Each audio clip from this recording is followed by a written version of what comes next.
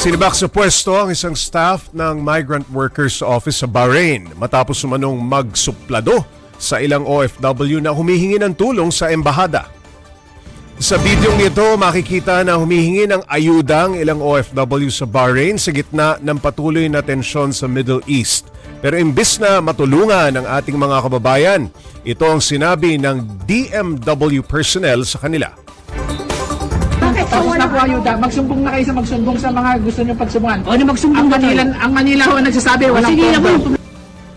Nakarating kay Senator Raffy Tulfo ang reklamo sa personel kaya tinawagan si Department of Migrant Workers Secretary Hans Kakdak.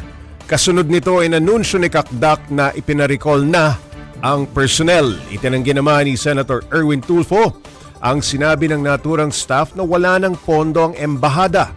Mayroon daw budget ang OFW Action Fund